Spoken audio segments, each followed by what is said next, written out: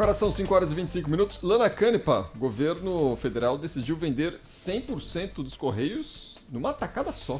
Exatamente. Essa negociação agora tem um prazo, obviamente, segue para o Congresso Nacional para a abertura, né, dos Correios, para a privatização completamente. E no mesmo dia, Cris, o governo anuncia que os funcionários dos Correios vão ser prioridade, vão participar do grupo prioritário para vacinação da Covid. Então, junto com os bancários, né? Junto com os bancários, agora eles são do grupo prioritário. É claro que privatizar os Correios não vai ser tarefa fácil, isso precisa de muita negociação, mas a expectativa é encaminhar até o final do mês de julho ao Congresso Nacional a matéria para a equipe econômica fechando os últimos detalhes para que avance durante o mês de agosto. É a notícia, uma das notícias importantes do dia é a abertura, né, a privatização dos Correios, Cris. Ô Cláudio, ontem a gente falou... Grande notícia, né? Na verdade, esse processo de privatização dos Correios está se arrastando desde o início do governo de Jair Bolsonaro, né? A pandemia retardou um pouco o processo, etc., mas é um processo lento, necessariamente lento, pela complexidade da operação. Os Correios são uma imensa estatal, né? Com muitos problemas, com muitos prejuízos acumulados também e muitas regalias que foram atribuídas aos seus funcionários durante todos esses anos. E isso acaba comprometendo, digamos assim, o interesse de empresas na aquisição dos Correios. Imagina herdar uma empresa que gasta R$500 bilhão com um plano de saúde, só com um plano de saúde, R$500 bilhão por ano, um plano de saúde que atende para trás, é o único do mundo, né? Além de segurar o funcionário, né? Além da assistência, garantir assistência médica aos funcionários, filhos e dependentes, também os pais, os avós, bisavós, se houver, e assim por diante. É uma coisa caríssima.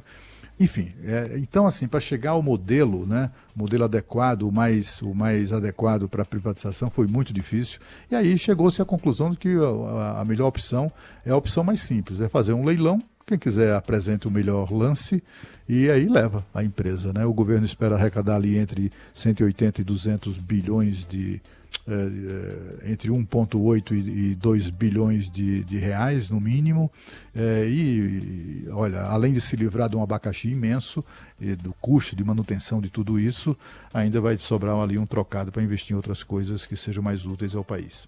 Uma preocupação nesse caso, nessa negociação, é que as pequenas agências nas cidades menores não deixam de prestar um serviço decente, né? Mas é óbvio que isso tudo tem que ser visto e acertado, né, com quem vai participar do leilão, as regras para que a privatização seja eficiente. Afinal de contas, a demanda para entregas, a gente viu como mudou o perfil, né, do consumo do brasileiro ao longo da pandemia, né, Cris? Todo mundo, até quem não sabia fazer compra pela internet, se virou e teve que aprender. E as entregas são a 1000, né? E os Correios se encaixam perfeitamente nesse negócio, né? E deveriam ter sido muito mais bem explorados e conduzidos ao longo dos últimos anos, aí, não sucateado da forma que está. Né? Os Correios foram sucateados. Eu me lembro que eu era garoto e os Correios eram um dos orgulhos nacionais. Essas pesquisas de qual a instituição que você mais admira, né? Era ali igreja, exército e Correios e os bombeiros, né? Políticos nunca, né? Mas esses aí sempre rivalizavam entre as entidades, né? As instituições mais admiradas. Os Correios foram destruídos nos governos do PT, simplesmente. Foram destruídos na sua credibilidade, na sua eficiência. Eu sempre fui um escrevinhador de cartas na era pré-e-mails, né? Eu desde menino gostei de escrever cartas e tal, escrevia para as embaixadas, pedia folhetos para mostrar, enfim, que explicasse esses países desconhecidos, né? Que sempre me fascinaram muito. E eu escrevi e tal. Eu me lembro que as embaixadas, eu morava em Alagoas, aí eu via carimbo dos Correios, né? Eu recebia correspondência em respostas a essas minhas cartas 24 horas depois, pelo carimbo, assim, no dia 24 eles postavam no Correio, no dia 25 chegava na minha mão, lá em Alagoas, né? E assim, é uma rapidez incrível. Eu também já contei aqui que aqui em Brasília, todo o meu aniversário, eu recebo ainda telegrama, imagina, né? Ainda tem gente, mas só político, viu? Só mesmo senadores, deputados e tal, que eles usam essa coisa do telegrama. O telegrama de cumprimentos pelo meu aniversário chegam aqui 8 dias depois. Eu estou falando Cláudio Humberto, que recebe telegramas 8 dias? 8 dias depois dos aniversários. O telegrama sempre foi aquela coisa, mandou de manhã, chegou no começo da tarde, né? Não só eu, qualquer pessoa que está no mailing dos políticos, no data do aniversário, dispara aquele telegrama, né? Eu recebo 8, 9 dias depois da data que ele foi postado. E eu estou falando do Congresso Nacional, que fica a poucos quilômetros de onde eu estou.